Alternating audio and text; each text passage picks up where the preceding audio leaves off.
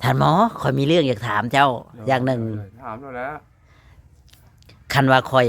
มีของมาให้เนี่ยอยากเอาอยู่บ่อยากได้อยู่บ่อย่างหนึ่ง อยากได้ ถ้าเป็นไก่นี่เอาบ่ เอาไก่ สิดูแลได้มันอยู่บ่ ดูแลเลี้ยงสิเลี้ยงไก่ อ๋อสิเลี้ยง ไก่ อยากได้บ่คันว่า ได้ ให้ อยู่ โอ้ เลี้ยงไก่ ให้ได้อยู่เนาะ โดย ให้เลี้ยงได้อยู่ ได้อยู่ โอ้เจ้าต้องมีบ่ไม้เศษคอกมันนะ มีอยู่หาตัดอนุมานี่แหละ โอ้ ตัดอนุป่านี่ครับ เฮ็ดหยัง ฉันคอยแจ้งเจ้าไว้ก่อนให้เจ้าตันไม้ทัดตอกไว้เด้อชะเด้อ โดย มือใดมือหนึ่งมือหน้าคอยสิมา โดย ให้เจ้าลงมือ โดย เอาอยู่เนาะเขาไก่ เอา เอาไก่บ่แม่นเอาไปคั่วกินได้ โดยมาเลี้ยง เอ เลี้ยง อ ไว้โดย เลย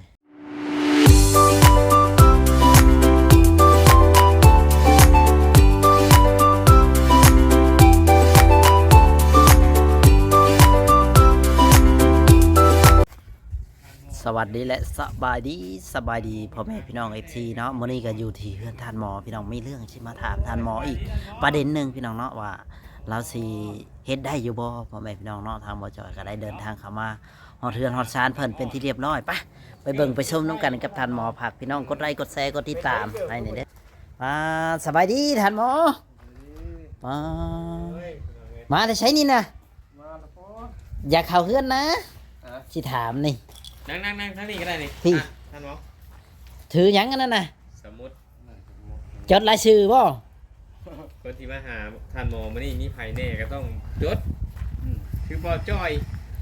พอแพทย์ติ แพทย์บ่เบาบ่ นั่ง จ้า คุยกับเอ้าผู้ใดจะมาน่ะ จักคนมาสิได้ อืม บอกว่า มา มาแต่นั่นบ่มาแต่หาชาวแตงอ่อนบ่ หมอ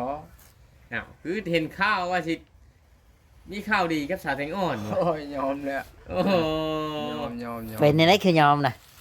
ยอมแล้ว ยอมเนาะ ยอม บ่แม่นเนาะข่าวน่ะ บ่แม่ยอ เอ้ ม ยเนาะ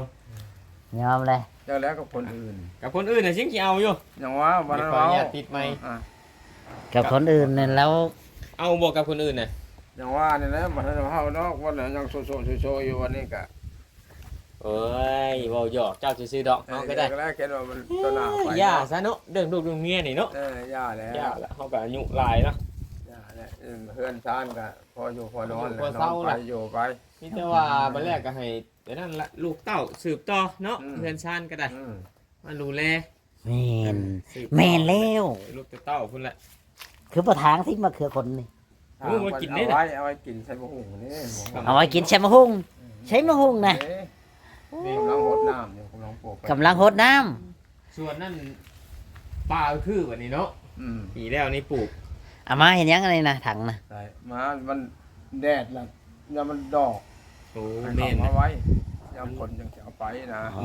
แม่นความทันหมอ มันแด เก็บ ด รักษาไว้ได้ มันแดดนั่นแหละบัดนี้ยามมันดอกมันสิบ่ได้บาดนี้นะรักษาไว้ อีว่ากาเกี่ยมที่เอาขายนะ อืม ผมก็ได้ขายเนาะ หมอ โอ้ มาไว้ยามมันดอก ยำราขายเนาะทำไม สิบ่มีอันใส่อีก อ๋อ เหมือนความเจ้าแหละทันหมอเอ้ย เก็บไว้ในห่มก่อนเนาะ นะผมขอเดินหาเดินหกบ่แล้วฝนตกแล้วล่ะแห้งๆเดินจะออกไปบาดนี่ อืม แม่นเป็นได้คือบ่ใส่เกิบเลย มันใส่ยังบ่ได้ ใส่เกิบยังบ่ได้บ่ มันหนัก มันนักเกิบ ไปตีนเป้าบ่ซุมื้อนี่ น้ำก็เหยียบรถ หนักก็บ่ได้ เป็นได้อันหนุ่มลั่นหนุ่มหยังบ่ได้มาบ่ มา มา มาโยนไปเฮ็ดเวียกน้ำเวียดนี่มัน เป็ดเวียดน้ำเมียดแล้วโอ้ เขาให้เงินเดือนอยู่บ่ พอได้ไปกินนี่แหละมากันยาสูบมันนี่แหละ อ๋อ ก็สิได้อยู่ดอกไปเห็นน้ำเมียดก็ได้เนาะ ได้ มือละ ได้ แสนห้าบ่มือละแสนแบบนี้นะ 50 60ไปได้แล้ว 6-70แบบนี้นะกะจ้างก็เอาเป็นรายมือก็ใครกว่าเฮาอยู่ซื่อๆว่าง่ายซะถ้าเฮาเก็บได้ก็ได้ได้เนาะ ได้ ถ้ามือละแสนก็เดือนหนึงก็3ล้านเลยเด้ก็ได้อยู่ตามสำเฮาเก็บได้ คอยย่านมาหาเช่าตอนแรงมัด เออ ใครอยู่หาเช้าตอนแรงยันหาตอนนี้กินตอนนี้นะ ย่า บ่แล้ว ข เฮา อง คนเฮามันก็จักเก็บจักอันนั้นนั่นแหละจักเก็บจักออมมาแหละผู้ใดก็ได้ เก็บไว้ เออ ท่านหมอมีเก็บเท่าไหร่แล้วเนี่ยนี่นะ บ่ได้มี หาได้กินโลดเนาะ ได้ละกินโลดเพิ่นให้ละกินโลดแสนหนึงกับมื้อนั้นเพิ่นให้200,000กับ หมด เบิดซื้อ ชื่อหยังล่ะ ซื้อมื้อนั้นมันเป็นไข้ซื้อยาแน่ เออ ซื้อยากินมันเป็นไข้ซื้อยาดีไข้ซื้อยาดีไอเป็นไข้เป็นไอว่างั้น โอ้ โอ้นั่นอยู่ได้เพอเฮาบ่ได้ได้ชูมือแล้วมัน อ่า เพื่อสิมีเงินเก็บเงิน มันให้ ออมเนาะ เพิ่นให้200,000 ก็ยากนะ หมด เบิด ตัวใช้จ่ายเพื่อสิได้มาอีกมันก็หมดเงินส่วนนี้หั้นนะมันเลยบ่เป็นเก็บบัดนี้ อืม เก็บบ่ เพื่อ ได้ บ่ได้ชูมือแล้วยังว่าสิได้เก็บได้ออม อืม เจ็บบ่ได้เนาะท่านหมอนะคนใด เก็บบ่ได้แล้วบ่มีเงินเนี่ยเพิ่นให้แต่แสนแต่สองปัดขนมมากิน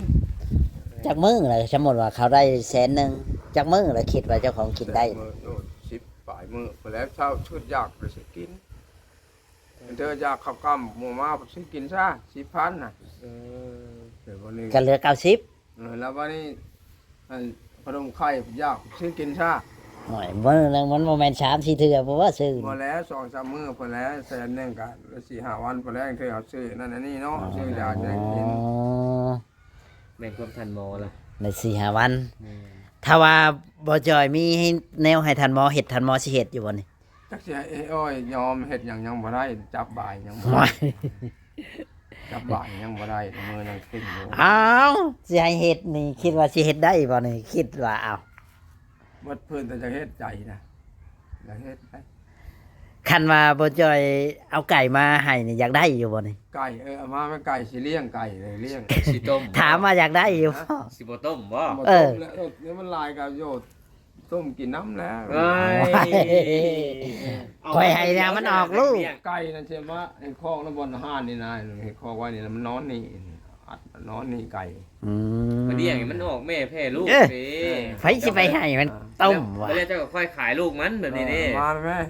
ไก่ยังได้อยู่ เอามาได้ไหมเอามาได้ใช้ก็ถามเจ้าก่อนตาย เอาแล้วเนาะไก่ ถามเจ้าก่อนว่าเจ้าอยากได้อยู่บ่ ไก่ ถาม อยู่ไก่อยากเลี้ยงไก่อยากเลี้ยงอยู่ บ่แม่นสิว่าได้มาแล้วเอาไปขายบ่แม่นเด้ โอ้ยยอมแล้ว พัน ขาย บอก ไป ขายทำไมให้ทำไมให้ เอา ห มั ลาง ย อะไรกับบ่มีนี่ก็ไข่หนาวกับบ่มีนี่ก็จะจำเป็นแล้วเนาะ โอ้อันนั้นมันอีกแบบหนึง อืม บ่คันว่าอันนั้นก็เวลาฉุกเฉินสิซื้อเฮาขายได้บ่แม่นบ่ฉุกเฉินก็อยากขายอยากกินมันห่วย เงินยังเฮ็ดยังบ่ได้ดอกมัน แม่นบ่มีเหตุผลว่าง่ายซะแล้วก็บอกว่าจ้อยว่าข่อยนั่นเอาว่าไป ที่เฮ็ดมันได้ของมันนะพาข่อยไปเบิ่งดู นี่น่ะเฮ็ดนั่น เฮ็ดนี่บ่ได้บ่นี่ บ่มัน เอามันแดดเถอะเนาะ ตัวเฮ็ด มันเฮ็ดบ่เป็นนั่นน่ะ ไม่ใช่ไปเบิ่งดู นี่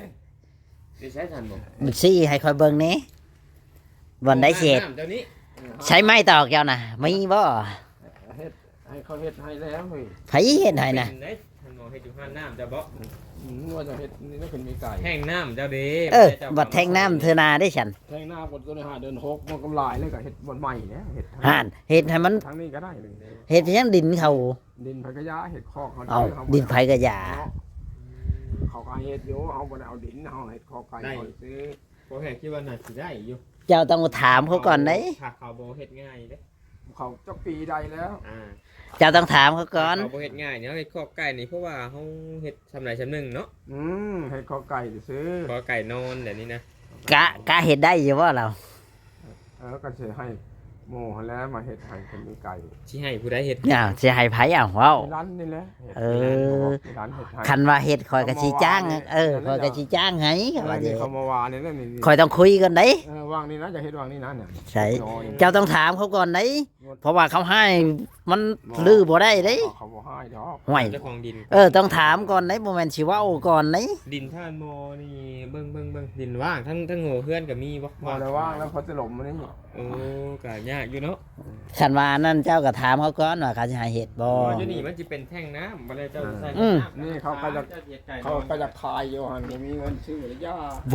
บ่แล้วเฮ็ดเฉพาะไก่บ่สิอยากได้อีกของเขา เฮ็ดตอนนี้มานี่ก็ได้นะหรือว่าเฮ็ดอยู่นอกก็ได้เขาบอกว่าดอกเขาเฮ็ดอยู่เอาบ่ได้จักปีได้ แต่ ก็ ว่า สิ พ ปลู วก ก ไก่นี่เฮามันบ่ได้เฮ็ดใหญ่ปานใดสำหรับก็ได้ เออนะ นี่เห็ดตัวหน้าบ้านนี่ก็ได้นี่ เฮ็ดวางนี่ก็ได้นะขอไก่ ข้างๆนี่ก็ได้ นึกว่าสิเฮ็ดทางนั้นก็ได้นะเฮ็ดทางนั้น นี่หน้าบ้านนั้นก็มี เฮ็ด ไก่ ทางนั้น นะ เฮ็ดทางนั้น ข้าง เฮ็ดวาง ๆไก่เพื่อน ก็ได้นะให้เฮ็ดอยู่ ผู้ดีกินพวกกินยางตามป้าตามยางเลยไก่เจ้า เฮ็ดแล้วก็ถางมันแต่เขาบอกว่าดอกดินเขาก็เขาน้ำถางแปลน ผู้ดีงาม มานี่มาชิมานั่งลงสิถามนี่ มันไปหากินตามป้ากินพวกกินพืชกิน การสิเฮ็ด ไม่แม่ง อยู่ใช้ไม้ตอกแก้วนะ ให้เขาตัดเลยเนาะ แต่ว่าก่อนสิ เออ เฮ็ดอยู่ดินเขานี่ก็ เจ้าต้องไปถามเด้ ถามข้าเจ้าก่อน ถามเขาก้อนเขาเฮ็ด ข่อยเห็นคอกมันก้อนข่อยยังสิเอาไข่มาข่อยว่าเห็นคอกของเขาคันว่าบ่มีตะปูข่อยซื้อให้แต่ว่าไม้ไปหาตัดเอา ให้เขาเฮ็ดเลยเนาะให้พอได้ บ่เห็ดบ่ใหญ่บ่ได้ใหญ่ บ่ได้มุ้งเนาะยามนี่เนาะ มุงเดี๋ยวข่อยซื้อสังกะสีให้ นี่ คันแลมเห็ดไปตัดไม้มาก่อนข่อยจะฮู้จัก ฉันละ ชังกะสีจักแผ่นบ่จ้อยต้อง ประมาณ เฮ็ดน 3 แผ่น 4 แผ่นเนี่ยพอแล้ว3แผ่น ำสี่แผ่น 3 แผ่น 4 แผ่นนี่แหละประมาณขอไก่บ่ได้เอาใหญ่บ่ได้ใหญ่ปานใดนะ ไก่ประมาณจักโตเลย ประมาณหน่วย ชำน้องลอย ข่อย บ่ ประมาณนั้นข่อยก็ยังบอกว่าถือคือกันได้เฮ้ยก่อนก็บ่ได้อันนั้นมาก่อนจะระบุมาเอื ป อน ระมาณ5แผ่นซะช่วงว่าแผ่นหนึงนี่มันอยู่60เซนแต่ก็เฮาเหลื่อม10เซนเหลืออยู่50เซน ประมาณนั้นเนาะ สองแผ่นต่อเม็ดหนึงอะนะ อืม กระสั้นก็เอา2เม็ดเอา4แผ่นว่าจ้อยเอ้ย ประมาณนั้นแหละ เอา4แผ่นชังกะสีนะ ไก่จะเฮา แล้วก็เฮ็ด4เสาเสา4ต้นเนาะ เฮ็ด4เสาเอาเด้ท่านหมอ เสา4ต้นเนาะแล้วก็เฮ็ด ไปตัดไม้มาเด้อครับว่าอยากได้ อยากได้บ่ฉันถามก่อน อยากได้แล้วไก่เลี้ยงไก่นี่ใครแน่เนาะ บ่แม่นให้เอาไปคั่วกินได้ มาแล้วไก่มันเป็นหยังเนาะยามนี้ก็ดี ยามนี่ยามฝนก็คือการ ยามฝน เพ ยาม ราะ ใด ว่า กัน ยามใดคือกันแล้ว ไก่เจ้านี่ปล่อยได้ตลอด มันบ่ได้อยู่ใกล้นา อืม ในเฮือนเจ้านี่มันอยู่แคมป์ป่าปล่อยมันก็สิหากินปวกกินพืชกินแมงไม้แมงตอกมันก็สิได้ไว้ แต่ว่า มันบ่มีคนรักบ่ทันบ่ บ่มีเนาะ บ่มีบ่ บ่ละ อ๋อถ้าบ่มีคนรักนะโอเคแปลว่า บ่แม่นว่า ถ้ามันได้หลาย เจ้าอยากกินอยากขายก็แล้วแต่เจ้า เกณฑ์หลักเป็นไว้แต่มันไปนะมันแบบว่ามันไปนั่นไปแล้วมาครบมาอย่างว่าหันบ่ได้แค่นี้ มัน ว่า ก็อันนั้นแหละท่านหมอเอ้ย มานี่มันกินอิ่มมันบ่ไปนะไก่นี่ นี่มันบ่ไปไกล บ่ เนาะ ไป เจ้ามีบ่แนวเกลือมันน่ะ บ่มีนะก็เข้าได้เนาะเอาเข้าเอาห้ำเอานี่แหละเอาเข้า เอาข้าวเกลือมันหมดเจ้าบ่ได้กินแล้ว เอา อันนี้ แห้งนี่เนาะ แม่น อ๋อ ๆ ไปขอข้าววัดบ่ เข้าอันนั้นได้เข้าแห้ง ข้าวแห้งอยู่วัดบ่ บูชาอยู่ในวัดพันติดในกรงไม้อะ เอ เนาะ อเราไปเก็บ เกลื เอา อ มา เขาก็เก็บเอา เออ มาแช่ใส่น้ำมัน บ่ได้ เข้าแห้ง สู่เกลือไปได้ไก่นะ เกลือไก่เกลือยังไป บ่เลยเกลือให้มันติดคอกติดอย่างเนาะกับอันนั้น ได้ ค่อยๆเกลือมัน ข้อก้อน เพราะว่ามันอยู่ใกล้ป่าอยู่นะพอแพทย์คิดว่า อืม กินปวกกินแมงไปก็ได้หลายอยู่ นะ นะ เชื่อว่าผ่านสิพวกอยู่นี่ มันมีป่าหลาย เจ้าต้องถามเขาก่อนไหนก่อนเดี๋ยวจะพูด ถามก่อน เสา4ต้นเด้อ ถามรายเฮ็ดรถบอก เฮ็ดรถแล้ว เจ้าก็คุยกับอารันเนาะ เออสิให้อยู่แล้วค่าจ้างเล็กๆน้อยๆนี่บ่ได้ว่า จ้างแพงนะ ชาวที่ ข่อยกัน เดี๋ยวข่อยจะไปคุยกับเพิ่นอีกทีนึง ไก่แบ้เขามีเลี้ยงเดี๋ยวนี้ หน่วยจะไปเว่าเรื่องแม่นะก็เว่าเรื่องไก่จะไปเว่าเรื่อง เอา แม่ แบ่เอาไก่เอาไก่เอาแบ่น่ะมันแพง เออ ไก่นี่ก็เจ้าเลี้ยงง่ายอีก เลี้ยงง่ายให้ไก่ เลี้ยงง่ายไก่ฮะมันกินพืชกินหยังไปแบ่เขาชวนเขาแค่เขาเจ้าบัดสิยากมาครบ เลี้ย อี ง ก ไก่แบบนี้ฮันพวกอยู่นี่ก็มันมีอันดูดน้ำเพิ่นวันนั้นเราปลูกพักปลูกหยังไงก็คักเลยเนาะ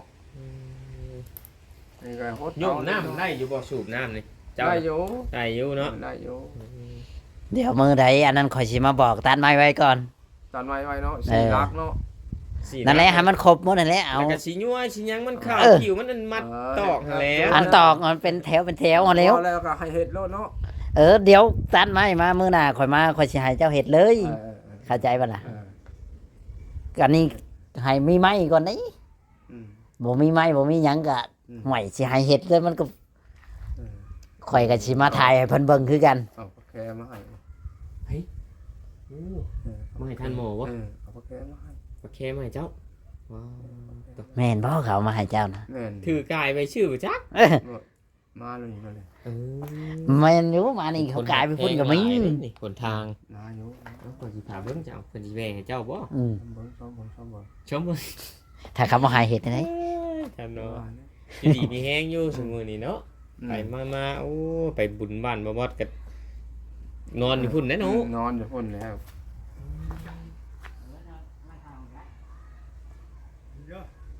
เห็น ขอบใจขอบใจขอบใจ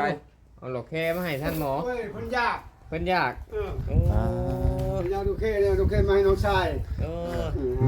ขอบใจขอบใจ นี่เด้เนาะโอ้ ที่ เพิ่ เขา น เป็น ก็ใจดีเด้นี่โดย ที่เขาผู้แข่งเขานายมวยบนข้าวมวยตัวนึงนี่ โอ้ โอเคลูกชายบนมาคนนี้ มาแต่ฝั่งไทยบ่ นั่นแหละ โอ้โดยเอ้าอยู่ดีมีแฮง ขอบใจขอบใจโอ้ ดอกแค่นี่เด้นี่ มีคนเอามาให้อีก ดีได้สรรพคุณดอกแค่นี่ก็ได้ เวลาเป็นไข่ล้มไข่นาวแบบเฮาลวกเฮาหยังจ้ำแจ่วก็ดีนะ ดีไข่นะ ไม่ได้ว่าเฮาเจ็บแขวนี่เฮาขูดเอาเปลือกมันมาอม อุดบอลมันเจ็บน่ะมันก็ยังเศร้าปวดได้ เกิดอะไรจะเอามาให้เนาะ คิดได้ไดหวยคือบ่ถามฉัน เดี๋ยวว่าเจ้าอยากว่าเจ้าบ่ได้ช่างเพิ่นบ่ หมอกันโยมาให้ก็กินแล้วเนาะ เราก็กินแล้วเนาะ ทื่นเด้ กินแล้ว ขอบใจเพิ่นแล้วเนาะเพิ่นมาให้ เออ เนาะเอากระชั้นข่อยก็สิได้กลับก่อนได้ซะนะ อืม โดย มาแจ้งข่าวดีให้เจ้าได้เรื่องข้อไก่ โดย ว่าเจ้า เรื่องข้อไก่ มาให้เจ้าอันนี้นะ ต้องมีไม้ได้มามึงบ่เห็นเสียงห่วยบ่ได้เด้ ทางท่านหมอถ้าบ่เห็นข้อไก่นะบ่จ้อยสิบ่ชื่อมา โดย แม่นข่อยมามื้อมาให้เห็นไหมแล้วข่อยก็สิให้ลงมือเลย มือได้ใช่มานี่ ห่วยมาบ่ดน โดย มีแต่ว่าเจ้า หาไม้หาตอกไว้ เตรียมไม้ไว้แต่กับบ่เผาเฮ็ดอันพ่อพุกก็ได้ เดี๋ยวให้ตัดไม้ไว้ก่อนน่ะนะ เอาโอเคอยู่ดีไม่ ไม้ แห้ง แถวป่าแถวดงเขา สบายดี จะได้จบคลิปก่อนพี่น้องทั้งหมด เขาให้ตัดอยู่แล้ววะ เนาะ ให้ตัดอยู่บ่ไปตัดมาไว้ เอา ประมาณ2 ล้านเนาะ เอาเสา4เสากับเสาใหญ่ๆเติมได้ไหน ได้ บ่แม่นสิว่าเสาสำแข็งนี่ปวกกัดมันก็หมดแล้ว ได้ ฮัลโหล โอเค